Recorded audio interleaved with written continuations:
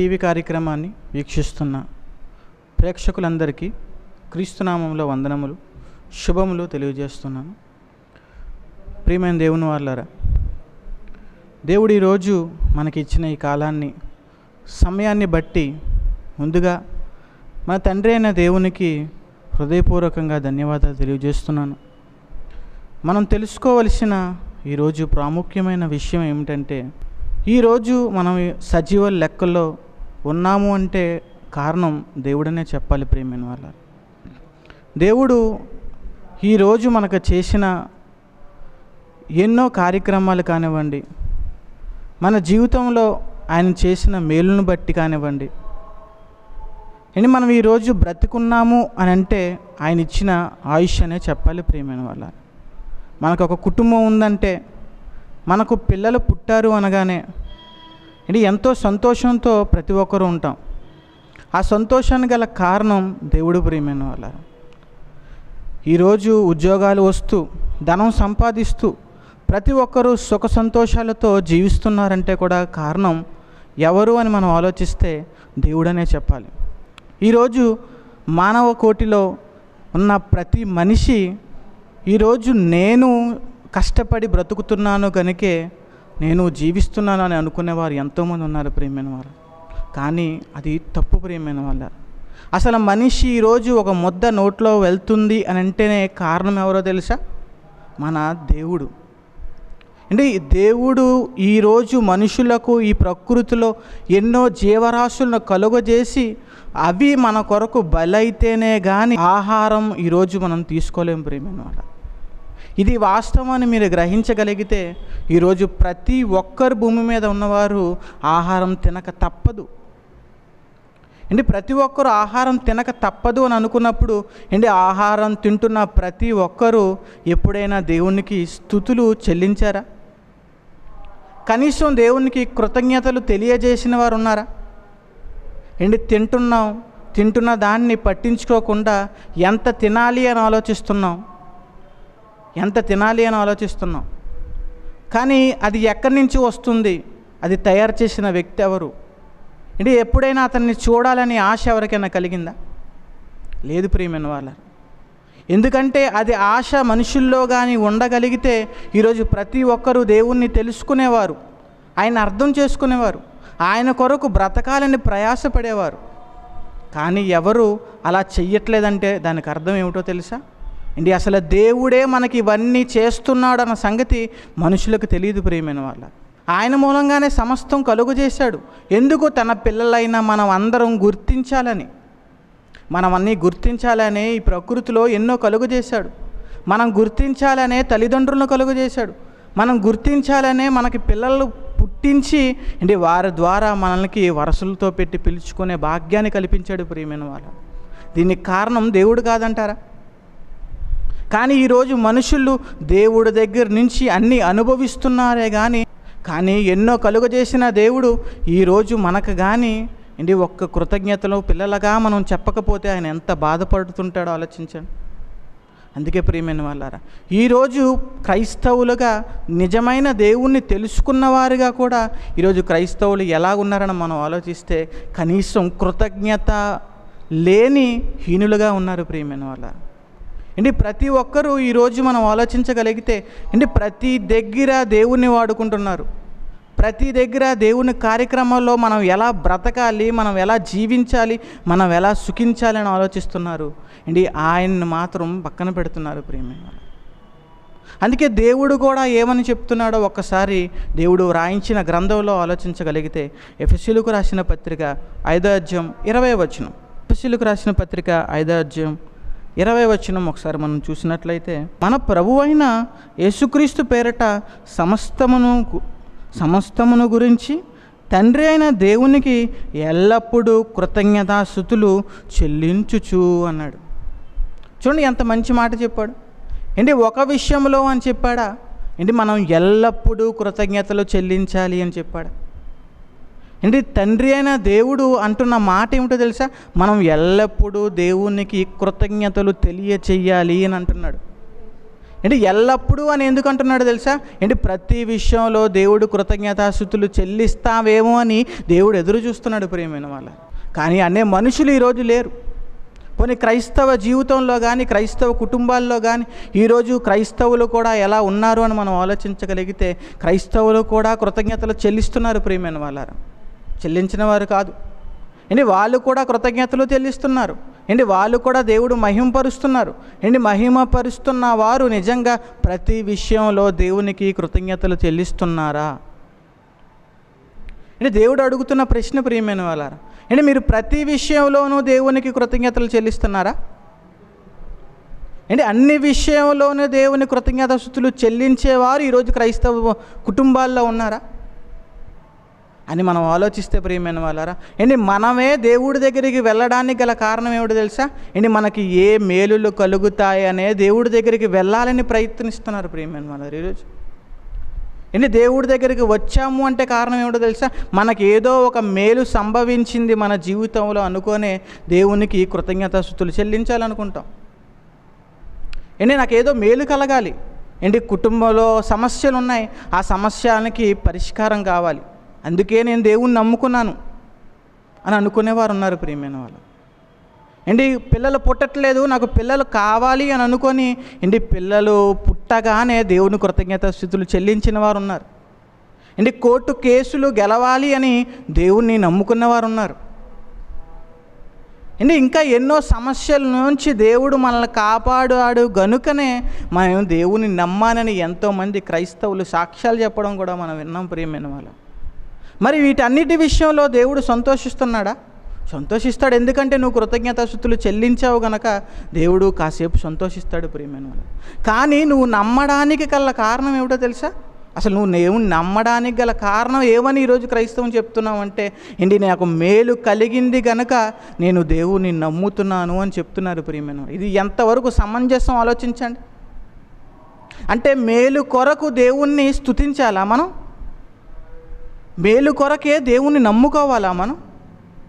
ఏంటి ధనం వస్తుంది భూమి మీద అనుకునే దేవుణ్ణి నమ్మాలా? పిల్లలు పుడతారనే దేవుణ్ణి నమ్ముకోవాలా? కోర్టు సమస్యలు పోతాయనే దేవుణ్ణి నమ్ముకోవాలా? మరి దేవుణ్ణి నమ్ముకోవడానికి ఈరోజు క్రైస్తవులు ఏ విషయంలో దేవుణ్ణి నమ్ముకుంటున్నారు చెప్పండి?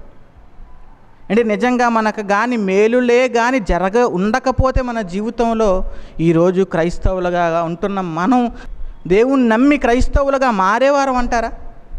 మారుండకపోవచ్చేమో ప్రియమైన వాళ్ళారా. ఒకసారి మనం ఆలోచించుకోండి, మన మునుపటి జీవితం ఆలోచించుకోండి. అంటే ఏదో మేలులు సంభవించాయి గనకే దేవుణ్ణి నమ్మి ఈ క్రైస్తవ్యంలోకి వచ్చామా? ఈరోజు ఎంతోమంది క్రైస్తవులు బాప్తీసం తీసుకోవడానికి గల కారణం ఏమిటో తెలుసా? బాప్తీసం కూడా మాకేదో మేలు జరుగుతుంది అని అనుకుంటున్నారు. బాప్తీసం తీసుకుంటే దేవుళ్ళో సుఖంగా ఉండొచ్చు అనుకుంటున్నారు. ఏంటి క్రైస్తవులుగా మనం ప్రార్థించే ప్రతి ప్రార్థనని జ్ఞాపకం చేసుకోగలిగితే ఏంటి ప్రార్థించే ప్రతి ప్రార్థనలో మనం ఏమని కోరుకుంటాం చెప్పండి? ప్రభువా నన్ను కాపాడు అంటాం. ప్రభువా నన్ను కాపాడుతూ, నా కుటుంబాన్ని కాపాడుతూ, నా సమస్యలు రాకుండా చూస్తూ ఉండు ప్రభువా. అవసరమైతే బంగారు దేవదూతలను కూడా నేను పడుకునేటప్పుడు కాపలా పెట్టు ప్రభువా అని ప్రార్థించిన వాళ్ళు ఎంతోమంది ఉన్నారు ప్రియమైన వాళ్ళ. అది ప్రార్థించడంలో తప్పులేదు ప్రియమైన వాళ్ళరా. కానీ మేలు విషయం అయితే మనం దేవునికి ప్రార్థిస్తున్నామే, అదే మేలులు మన జీవితంలో సంభవించకపోతే, అదే మేలు మన జీవితంలో కానీ లేకపోతే, ఇన్ని మంచిగా బ్రతికాము గనక దేవుణ్ణి జ్ఞాపకం చేసుకోవాలనుకుంటున్నాం. ఏంటి అన్నీ ఏ సమస్య లేదు కనుక దేవుడికంటూ ఒక సమయాన్ని కేటాయించుకొని ఈరోజు మీరు వీక్షిస్తున్నారు ప్రియమైన వాళ్ళ. అదే మీకు పనులు లేకపోయి ఉంటే ఏంటి మనకే కానీ ఏదైనా సమస్యలు ఉంటే దేవుడి దగ్గరికి రాం ప్రియమైన వాళ్ళ. దేవుడి దగ్గరికి రాం, మన సమస్యల్లోనే ఉండాలనుకుంటాం. ఈరోజు మనుషులు దేవుడు కూడా అర్థం చేసుకునే విధానం ఎలాగుందో తెలుసా? ఇని మనం దేవుడి దగ్గరికి రావాలి అంటే మనకి ఏ సమస్యలు ఉండకుండా దేవుడు చూస్తాడా? అంటే నాకు ఏ సమస్యలు ఉండకుండా దేవుడు చూస్తాడంటే నేను దేవుడి దగ్గరకు వస్తాను అని అనుకున్న వారు ఉన్నారు ప్రియమైన క్రైస్తవ్యం. పోనీ అదే దేవుడే మన దగ్గరికి వస్తున్నాడంటే, దేవుడే మన దగ్గరికి వస్తే ఏమని చేస్తాడో తెలుసా? మాకు దేవుడు ఏం తెస్తున్నాడు? డబ్బులు తెస్తున్నాడా? అంటే లేదా మంచి మంచి కోరికలు తీర్చే ప్రయత్నాలు ఏమైనా దేవుడు చేస్తాడా? అండ్ దేవుని నమ్ముకుంటే ఇవన్నీ చేస్తాడేమో అపోహలో ఉన్నారు ప్రియమైన వాళ్ళు ఈరోజు మనుషులు. కానీ దేవుడు అంటున్న మాట ఏమిటో తెలుసా? ఒకసారి మనం ఆలోచిస్తే దశలోనికి రాసిన మొదటి పత్రిక 5:18 ప్రతి విషయమునందు కృతజ్ఞతలు స్తుతులు చెల్లించుడి అన్నాడు. చూడండి, అంటే ఒక విషయమందు అని చెప్పట్లేదు ప్రియమైన వాళ్ళారా, ప్రతి విషయమునందు అంటున్నాడంటే ఎన్నో విషయాలు మనిషి జీవితంలో జరుగుతుంటాయి. ఒకప్పుడు మేలు కలిగింది ఏంటి, అదే మేలు శాశ్వత కాలం ఉంటుందా? లేదు. అదే కొద్ది రోజులకు వచ్చేసరికి అది కీడు సంభవించే కాలం వస్తుందేమో. ఆ కీడు సంభవించే కాలం అయినా మనం దేవునికి కృతజ్ఞతాస్తుతులు చెల్లించేవారుగా ఉన్నామా? ఆలోచించండి ఒకసారి. మేలు కలిగింది గనక మందిరాల్లోకి వెళ్ళి ప్రార్థన చేసుకుంటున్నాం. మేలు సంభవిస్తుంది గనక దేవుణ్ణి ఆరాధించాలనుకుంటున్నాం. మేలు కలిగింది గనక స్తుతించాలనుకుంటాం ప్రియమైన వాళ్ళారా. అదే మనకి కీడు సంభవిస్తుంది మన కుటుంబాల్లో అని మనం ఆలోచనే తట్టుకోలేకపోతుంటాం. ఏంటి, ధనం లేదు అంటే ఎన్ని సమస్యలు ఆలోచిస్తాం చెప్పండి. ఏంటి, కుటుంబంలో పెళ్ళి అంటే ఎన్నో ఆలోచిస్తాం చెప్పండి. ఏంటి, ఎవరైనా చనిపోయారంటే ఎన్నో ఆలోచిస్తాం ప్రియమైన వాళ్ళారా. అన్ని సమస్యలు ఒకసారి మన కుటుంబంలోకి వస్తే మనుషులు అనే మాట ఏమిటో తెలుసా? అసలు దేవుడు ఉన్నాడా అని అంటుంటారు. అసలు దేవుడు ఉన్నాడా అని అంటుంటారు ప్రియమైన వాళ్ళారా. ఎందుకు? నాకు ఎన్ని సమస్యలు వచ్చావు కదా, ఆ సమస్యలన్నిటినీ తీర్చడానికి నువ్వు ఎక్కడున్నావు అని దేవుని ప్రశ్నించేవారు ఉన్నారు ప్రియమైన వాళ్ళారా ఈరోజు సమాజంలో. అంటే మనకి మేలు కలిగినప్పుడల్లా దేవుడు మనకి గుర్తురాడు. మన సుఖం అనుభవించినప్పుడు దేవుడు గుర్తురాడు ప్రియమైన వాళ్ళారా. మనకు మేడలు అంతస్తులు కట్టుకున్నప్పుడు దేవుడు గుర్తురాడు. దేవుడు అనేవాడు ఎప్పుడు మనకు గుర్తొస్తున్నాడో తెలుసా? ఎప్పుడైతే బాధలు వస్తాయో అప్పుడే దేవుడు గుర్తొస్తాడు ప్రియమైన వాళ్ళ.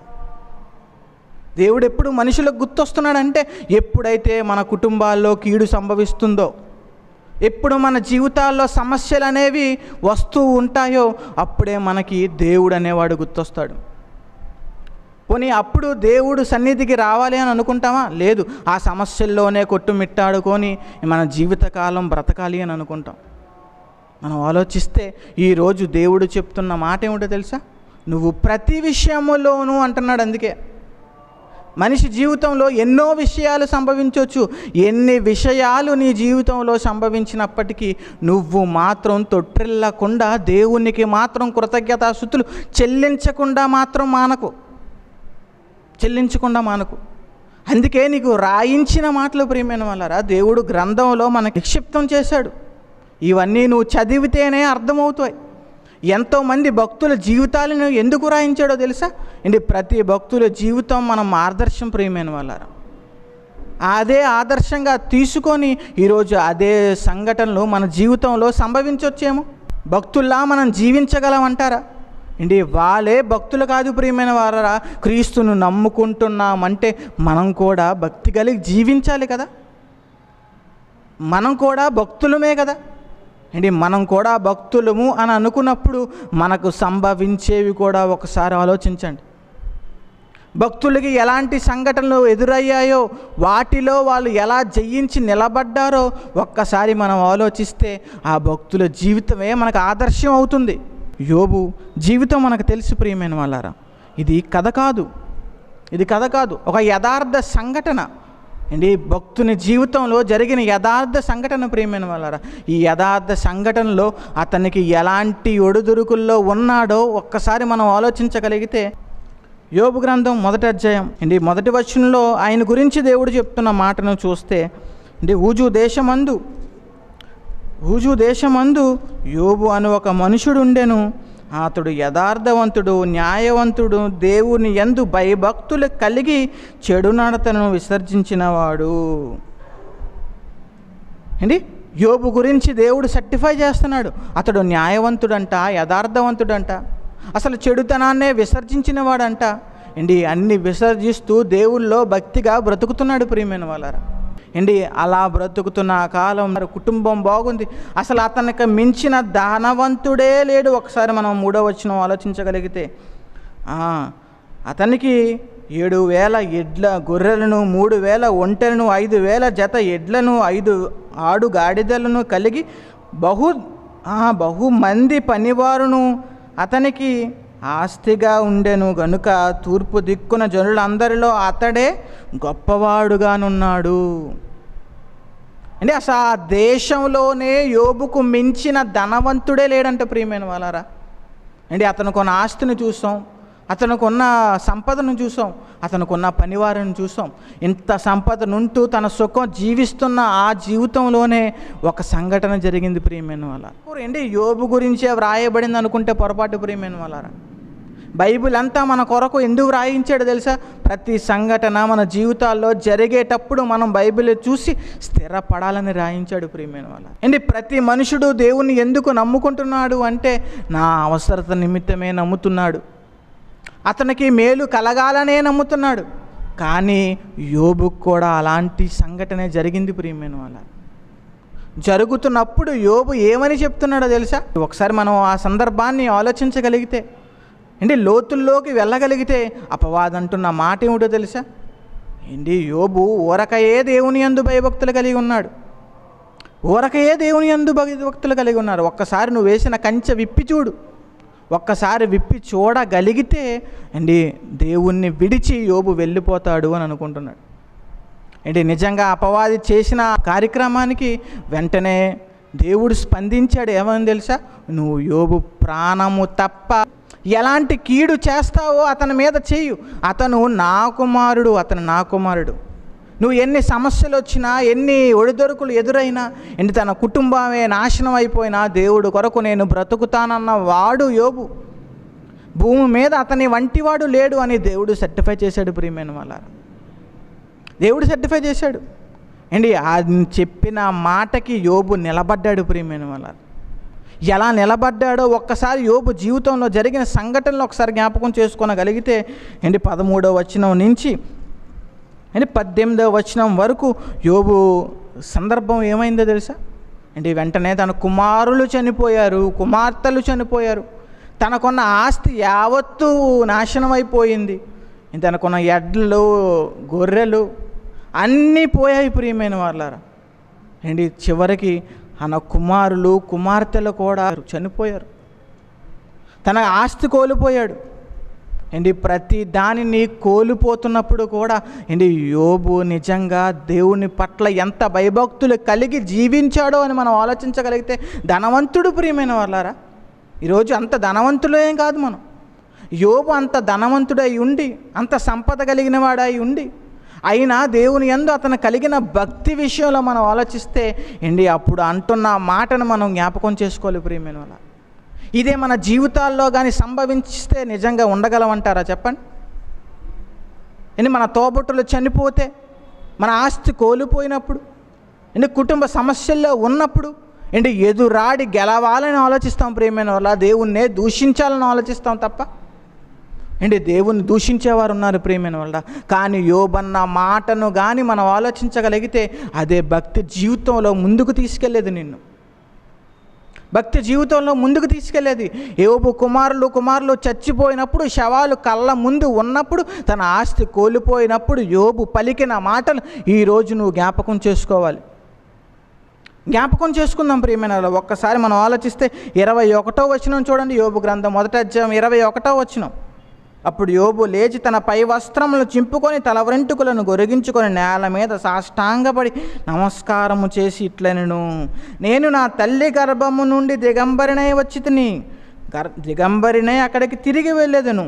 యెహోవాయే ఇచ్చెను, యెహోవాయే తీసుకొని పోయాను, యెహోవా నామముకే ఏం కలగాలంట? స్తుతి కలుగునుగాక అంటున్నాడు ప్రియమైన వాళ్ళారా. చూడండి ఎంత మంచి మాట. ఏంటి ఎలాంటి సందర్భాల్లో అనగలుగుతున్నాడు చెప్పండి?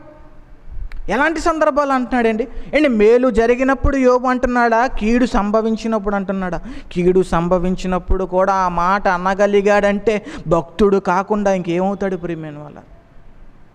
భక్తుడు కాకుండా ఇంకేమవుతాడు చెప్పండి యోబు? అందుకే భూమి మీద అతని వంటివాడు లేడు. ఏంటి ధనం విషయంలో కాదు ప్రియమైన వాళ్ళరా, ధనం విషయంలో కాదు, సంపద విషయంలో కాదు, సంపన్నులుగా ఈరోజు మనుషులు చూస్తున్నట్టు కాదు. కానీ దేవుడు చూసేది ఏమిటో తెలుసా? నువ్వు ఆయన యందు భయభక్తులు కలిగి జీవిస్తున్నావా లేదని చూస్తున్నాడు. జీవిస్తే యోబులా బ్రతికే వాళ్ళం ప్రియమైన వారా. ఆ సమయంలో యోబు అంటున్న మాటే మనకి ఆదర్శం. నీకు స్తుతి కలుగునుగాక. తండ్రి నువ్వే ఇచ్చావు కదా, నువ్వే తీసుకొని పో అంటున్నాడంటే ఎంత భక్తుడు ప్రియమైన వారు, ఎంత భక్తుడు చూడండి. పోనీ ఈ సంగతి పోయిందంటే పర్లేదు, తర్వాత అపవాది వేసిన ఎత్తేమిటిదే తెలుసా? తర్వాత అయినా అపవాది ఏమైనా వదిలిందంటే సమస్య మీద సమస్య తన జీవితంలో వస్తున్నప్పటికీ దేవుణ్ణి మాత్రం విడవకుండా పట్టుకునే ఉన్నాడు ప్రియమైన వాళ్ళారా. ఎందుకు? నీ వెనకాతల దేవుడు, తన వెనకాతల దేవుడు ఉన్నాడనే ధైర్యం అతనికి. అప్పుడు అపవాది ఏమి చేస్తుందో చూడండి, 2వ అధ్యాయం 5వ వచనం. ఇంకొకసారి నువ్వు చెయ్యి చాపి అతని ఎముకలను అతని దేహమును మొత్తిన ఎడల అతను నీ ముఖము ఎదుటనే దూషిస్తాడు కదా, నువ్వు దూషిస్తాడు కదా. ఆస్తి కోల్పోతే మరలా తెచ్చుకొని బ్రతుకుతాడు. ఎందుకు? తన దేహం బాగుంది, ఎముకలు బాగున్నాయి, మరలా పని చేసుకొని మరలా సంపాదించుకుంటాడు. అందుకే అతని దేహాన్ని కూడా మొత్తం చెప్తుందండి అపవాది. మొత్తినప్పుడు యోబు ఎలాంటి స్థితిలో ఉన్నాడో తెలుసా? చూడండి ప్రియమైన 7వ వచనం. కాబట్టి అపవాది యెహోవా సన్నిధి నుండి బయలు వెళ్ళి అరికాలు మొదలుకొని నడినెత్తి వరకు బాధగల కురుపులతో యోబును మొత్తెను. అప్పుడు యోబు ఏం చేస్తున్నట్టు, అతను గొరుక్కునుటకై పిల్ల పెంకులో తీసుకొని బూడిదెలలో కూర్చుండెను. యోబు స్థితి ప్రియమైన వాళ్ళరా. యోబు జీవితాన్ని మనం ఆలోచిస్తే చిల్ల పెంకులతో తన కురుపుల్ని గోక్కుంటున్నాడంటే ఎలాంటి దుస్థితిలో ఉన్నాడు చూడండి. ఒక ధనవంతుడి స్థితిలో ఉండేవాడు. ధనవంతుడి స్థితిలో ఉన్నప్పుడు దేవుడికి న్యాయవంతుడిగానే ఉన్నాడు. ఎప్పుడైతే కీడు సంభవించిందో, అన్నీ కోల్పోయినప్పుడు కూడా అదే కృతజ్ఞతాస్తుతి భావంతో దేవుడితో పట్ల ఉన్నాడు, యథార్థంగానే ఉన్నాడు. వెంటనే భార్య వచ్చి ఏమంటుందో తెలుసా? నువ్వు వెంటనే దేవుణ్ణి దూషించి మరణము కమ్ము అన్నప్పుడు యోబు అంటున్న పలికిన మాటలు చూడండి. అందుకతను మాట్లాడినట్లు నువ్వు మాట్లాడుచున్నావు. మనము దేవుని వలన మేలు అనుభవించదమా, కీడు మనము అనుభవించతగదా? నేను ఈ సంగతులు ఏ విషయమందు యోబు నోటి మాట అందైనను ఏ లోపం లేదు ప్రియమైన వాళ్ళ. మేలు విషయంలో ఎలాగున్నాడో యోబు, కీడు విషయంలో కూడా అలాగే ఉన్నాడు ప్రియమైన వాళ్ళారా. అందుకే అతడు భక్తుల జాబితాలో చేరాడు. మరి ఈరోజు క్రైస్తవులుగా పిలబడుతున్న మనం దేవుని పట్ల యథార్థంగా ఉన్నామంటారా? ప్రతి విషయంలో దేవుని కృతజ్ఞతాస్తుతులు చెల్లిస్తున్నామంటారా? యథార్థత అంటే కేవలం మనం మేలులో ఉన్నప్పుడే కాదు ప్రియమైన వాళ్ళారా. మన కీడు సంభవించినప్పుడు, శ్రమల కాలం వచ్చినప్పుడు ప్రతి విషయంలో దేవునికి కృతజ్ఞతాస్తుతి భావం కలిగి మనం ఉండాలి ప్రియమైన వాళ్ళారా. యోబు వంటి భక్తులు అవుతాం. అప్పుడు యోబు వంటి జీవితం మన జీవితాల్లో ఉండాలి ప్రియమైన వాళ్ళారా. యోబు వంటి సమస్యలు ఏమైనా వస్తున్నాయా మనకి ఈరోజు? లేవే. ఏ సమస్యలు రాకపోయినా ఈరోజు చిన్న సమస్యలకే దేవుణ్ణే వదిలి విడిచిపెట్టి వెళ్ళిపోయేవారు ఉన్నారు ప్రియమైన క్రైస్తవ్యంలో. మేలులే కలగలేదని చెప్పి క్రైస్తవ్యాన్ని విడిచి వెళ్ళిపోతున్నావు, నీ క్రీస్తుని విడిచి వెళ్ళిపోతున్నావు. నిజంగా మేలు కలిగితే క్రీస్తు రావాలి అని, క్రైస్తవ్యంలోకి రావాలి అనుకుంటున్నాం. ఇది కాదు ప్రియమైన వాళ్ళారా జీవితం అంటే. కేవలం మన అవసరతల కొరకు, మన కోరికల కొరకు, మన సుఖాల కొరకు దేవుని నమ్మకూడదు ప్రియమైన వాళ్ళారా. మనం నమ్మాలి అంటే దేనికోసం నమ్మాలో తెలుసా? మనకు దేవుడిచ్చే జీవితం కోసం నమ్మాలి. మనకి దేవుడిచ్చే మరొక బ్రతుకు కోసం నమ్మాలి. దేవుడున్న మహాలోకమైన పరలోకానికి వెళ్ళాలని ఆలోచనలు కలిగి ఉండాలి ప్రియమైన వాళ్ళారా. అప్పుడే ప్రతి విషయంలో దేవునికి కృతజ్ఞతాస్తుతి భావం చెల్లిస్తాం.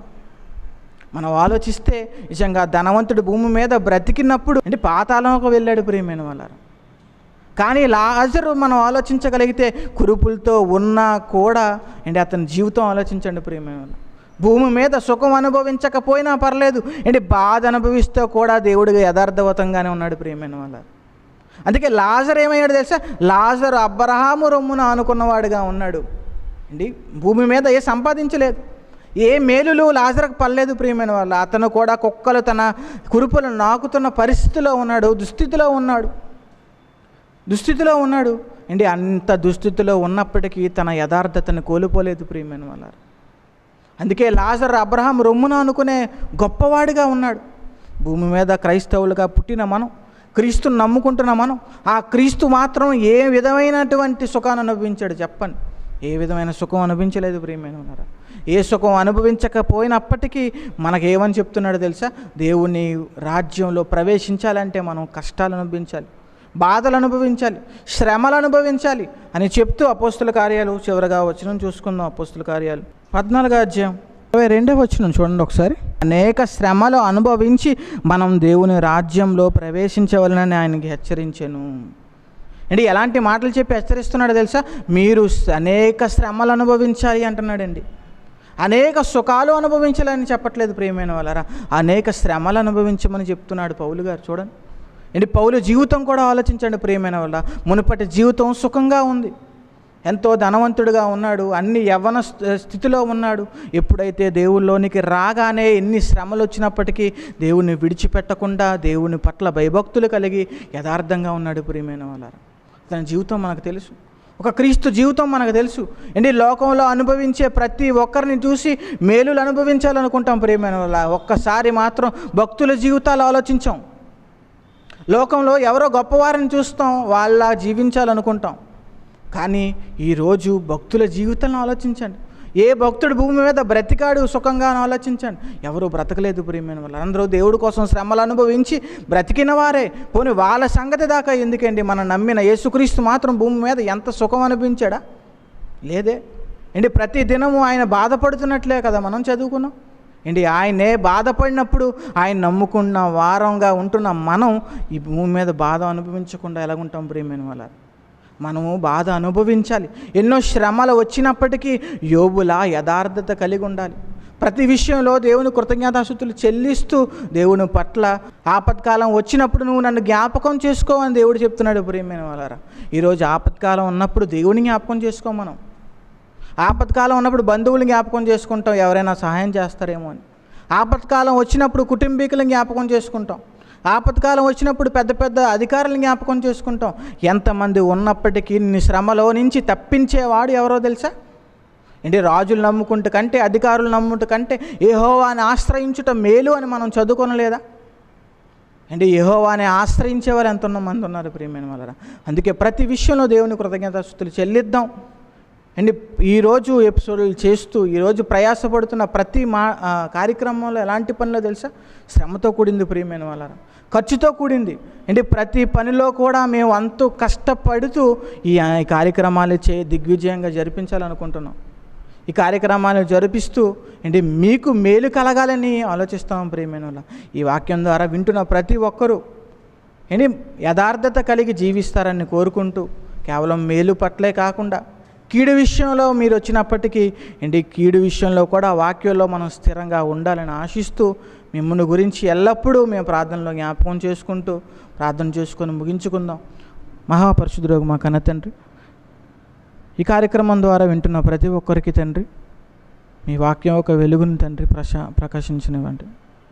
ప్రతి ఒక్కరూ తండ్రి వినివారు మాత్రమే ఉండకుండా తండ్రి విని వాళ్ళ జీవితంలో అన్వయించుకొని మీ కొరకు బ్రతికి తండ్రి యథార్థంగా జీవించే మంచి పిల్లలుగా తండ్రి వాళ్ళని తయారు చేస్తారని కోరుకుంటూ ఆశిస్తున్నాయినా నిత్యం తండ్రి వాళ్ళు మీ పిల్లలుగా బ్రతికి మీరున్న లోకానికి చేరాలని ఆశిస్తున్నాయినా ఈ కార్యక్రమాన్ని చేపడుతున్న ప్రతి ఒక్కరిని తండ్రి పేరు పేరున దీవిస్తారని ఆశిస్తూ ప్రార్థించమని కోరిన ప్రతి ఒక్కరి కొరకు ప్రార్థిస్తున్నాయినా ఈ ప్రార్థన మా ప్రభువు మా రక్షకుడిని యేసుక్రీస్తు వారి పుణ్యనామాన్ని వేడుకున్నాం తండ్రి. ఆమేన్. అందరికీ సెలవు.